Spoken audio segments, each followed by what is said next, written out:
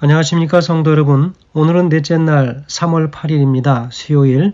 말씀의 제목은 임종자리에서의 자선행위입니다. 우리 말씀 나누기 전에 기도하겠습니다.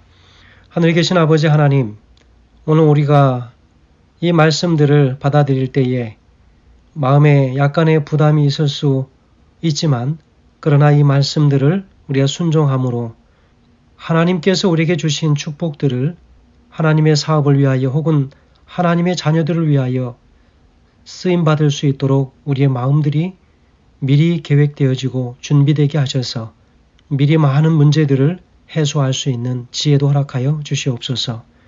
오늘 주신 말씀 함께 연구하고 말씀의 교훈 따라 순종하는 우리가 되게 하시기를 예수님의 귀하신 이름으로 간절히 기도합니다. 아멘. 예, 감사합니다. 임종자리에서의 자선행위. 여러분, 제목이 그렇게 깊은 의미로 다가오지는 않습니다. 임종이라고 하는 그 순간을 맞이하는 사람들에게는 다 사랑하는 가족들과 또 그동안 살아오던 많은 삶들로부터 단절되어지는 순간 외로움을 느낄 수 있을 것입니다. 그러나 하나님의 백성들은 죽음마저도 하나님께서 허락하시는 축복이라고 하는 사실을 우리가 기억할 때 우리에게 주신 모든 것들을 죽음 앞에서 혹은 그 전에 깨끗하게 정리하고 많은 사람들에게 그 죽음이 참으로 모두에게 축복이 될 수 있는 죽음이 될 수도 있다고 하는 사실을 우리가 기억할 때 그것은 오히려 말씀을 통하여 주시는 권면은 감사한 일이라고 생각합니다. 세상에 많은 사람들이 부모가 나이 많아 늙어지면 모시는 것을 싫어합니다. 많은 경우 꺼려하기 때문에 요즘에 많은 사람들은 어른들에게 이야기하기를 끝까지 재산을 가지고 있어야 자녀들이 그것을 위해서라도 잘한다. 그래서 나에게 잘하는 사람들에게 주겠다라고 그렇게 이야기하라는 것입니다. 우스운 일이지요.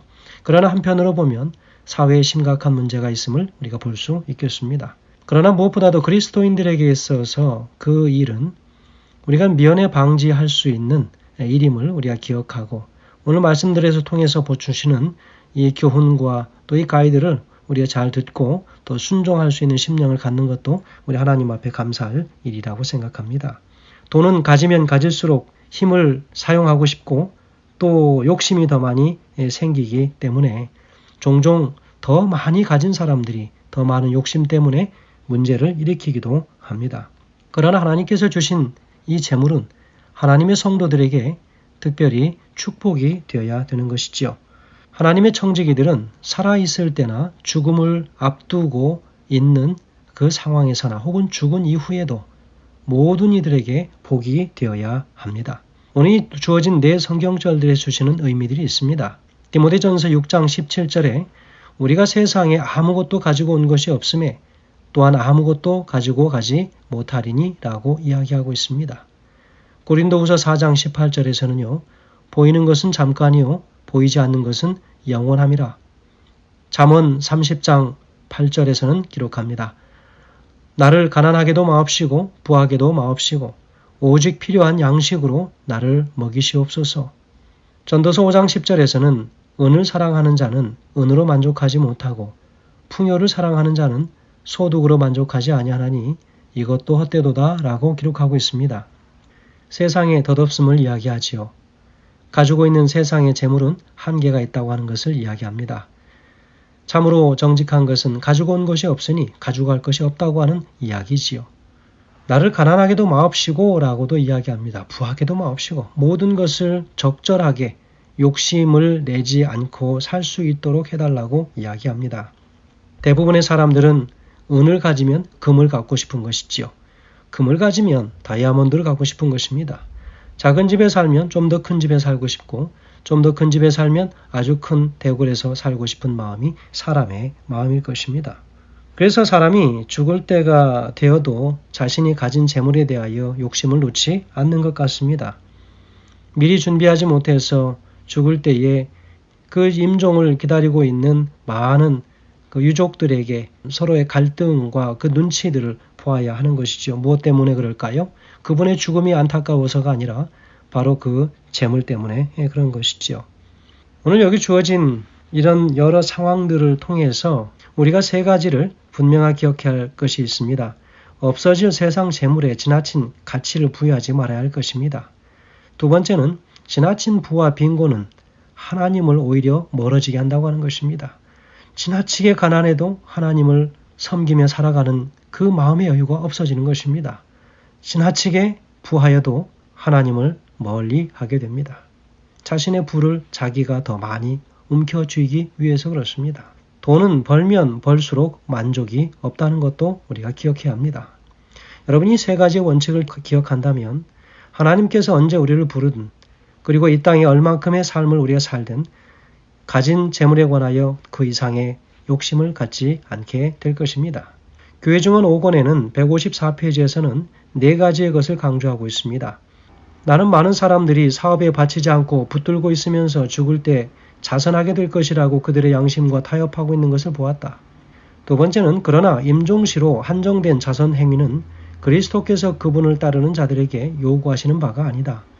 그것은 살아있는 자들의 이기심에 대한 변명이 될 수 없다. 세 번째, 마지막 순간까지 재산을 굳게 붙들고 있는 자들은 그것을 사업에 바치기보다는 오히려 죽음에 바치게 된다는 것입니다. 네 번째는 사탄은 재물이 창고 속으로 전혀 들어오지 못하도록 방해하기 위하여 활동한다. 재물은 하나님께로 돌아오기 전에 잃기 위하여 활동한다. 재물은 하나님께로 돌아오기 전에 잃어버린 바 되고 사탄은 그렇게 되는 것을 기뻐한다 라고 기록하고 있습니다. 청지기에 보내는 기별 325페이지에서 이야기합니다. 현세의 삶의 거의 마지막 시간까지 미래를 위한 준비를 늦추는 것은 아주 어리석은 일이다. 그대의 청지기 직분을 남에게 인계해야 할 때까지 늦추는 것도 역시 큰 잘못이다. 그대가 재산을 위임한 사람들은 그대가 한 것처럼 하지 않을 것이다.